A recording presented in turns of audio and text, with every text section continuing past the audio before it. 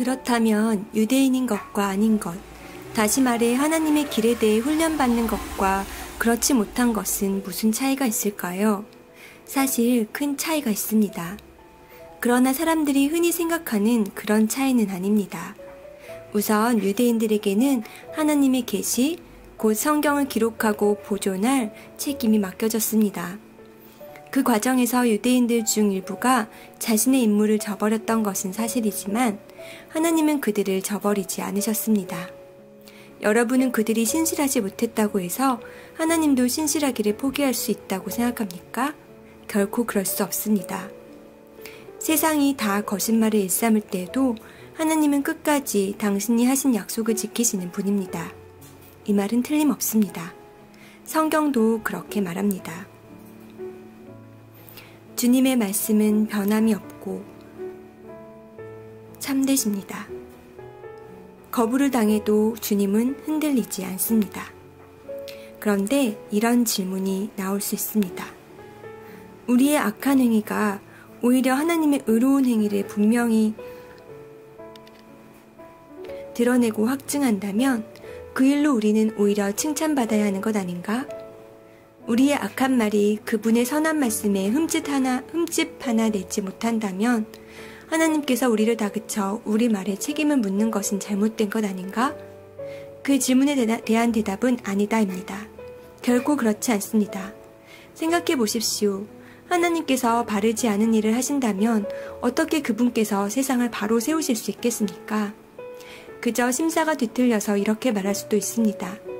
나의 거짓됨이 하나님의 참되심을 더욱 영광스럽게 드러내준다면 왜 내가 비난을 받아야 하는가?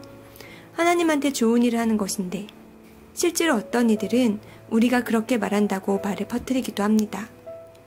그들은 우리가 악을 더 많이 행할수록 하나님의 선을 더 많이 행하시니 악을 더 많이 행하자고 말하며 다닌다고 주장합니다. 이는 순전히 중상모략인 것을 여러분도 잘 아시리라 믿습니다. 그렇다면 우리의 처지는 어떻습니까? 우리 유대인들이 다른 이들보다 더 운이 좋은 것일까요? 사실 그렇지 않습니다. 기본적으로 우리는 유대인이든 이방인이든 모두 똑같은 조건에서 출발합니다. 다시 말해 우리는 다 죄인으로 출발합니다. 이 점에 대해 성경은 더할 나위 없이 분명합니다. 바르게 사는 자 아무도 없다. 단 한 사람도 없다. 살이 분별하는 자 아무도 없고 하나님께 깨어있는 자 아무도 없다. 다들 잘못된 길로 접어들어 다들 막다른 길에서 헤매고 있다. 바르게 사는 자 아무도 없다. 그런 사람 단 한 사람도 나는 찾을 수 없다. 그들의 목은 입 열린 무덤이요. 혀는 진흙 비탈길처럼 반지르르 하다.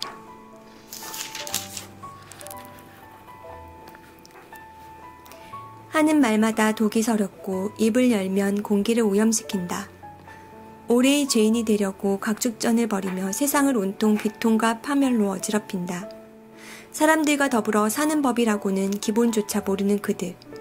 하나님은 안중에도 없다.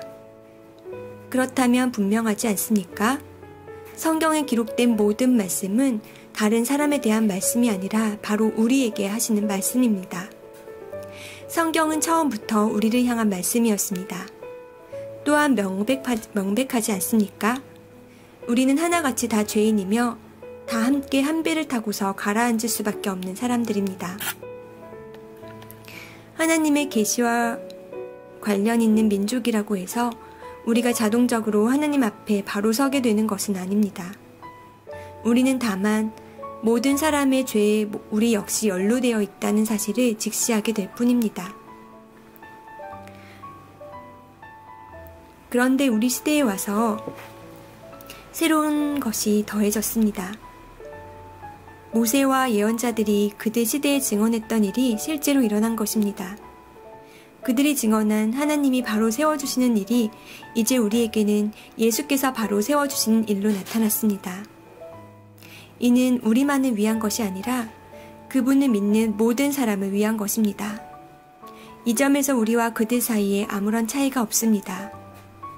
다 죄인으로 오랫동안 비참한 전과를 쌓아왔고 하나님께서 뜻하시는 그 영광스러운 삶을 살아낼 능력이 전혀 없다는 것도 입증되었습니다. 그래서 하나님께서 친히 우리를 위해 일해주셨습니다. 순전히 은혜로 그분은 우리를 그분 앞에 바로 세워주셨습니다.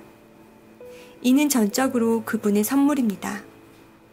그분은 우리를 진창에서 건져주셨고 우리가 있기를 늘 원하셨던 자리로 우리를 되돌려 주셨습니다. 바로 예수 그리스도를 통해 그 일을 하셨습니다. 하나님은 세상의 제단 위에 예수님을 희생제물로 삼으셔서 세상으로 하여금 죄를 면하게 해주셨습니다. 그분께 믿음을 둘 때 우리는 죄를 면하게 됩니다. 하나님은 이 일, 곧 예수의 희생을 통해 세상으로 하여금 그분 앞에서 죄를 면하게 해주신 이 일을 만천하에 드러내셨습니다. 하나님은 그동안 오래 참으신 죄들을 마침내 이렇게 처리해 주신 것입니다. 이는 분명히 드러난 일일 뿐 아니라 또한 지금 일어나고 있는 일입니다. 이것은 현재 진행 중인 역사입니다.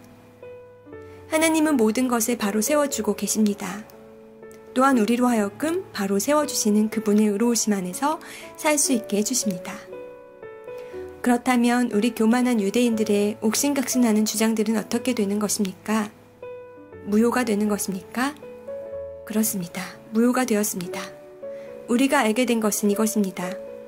우리가 행하는 일에 하나님이 응답하시는 것이 아니라는 것입니다. 사실은 하나님이 행하시는 일에 우리가 응답하는 것입니다. 마침내 우리는 이 사실을 깨닫습니다.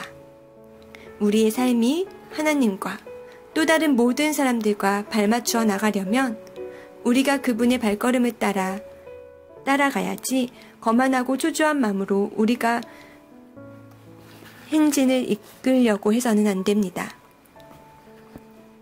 그렇다면 하나님에 대해 독점권을 가졌다고 하는 우리 유대인들의 교만한 주장은 또 어떻게 되는 것입니까?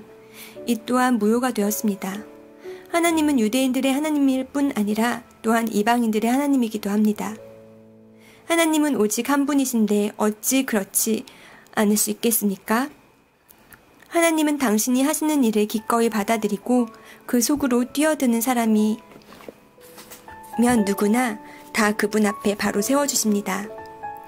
우리 종교의 제도를 따르는 이들 뿐 아니라 우리 종교에 대해 들어본 적 없는 이들도 마찬가지입니다.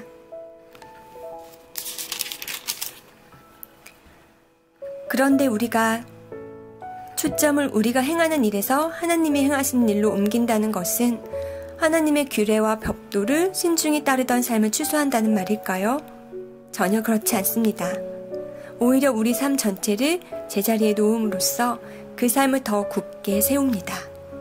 아멘.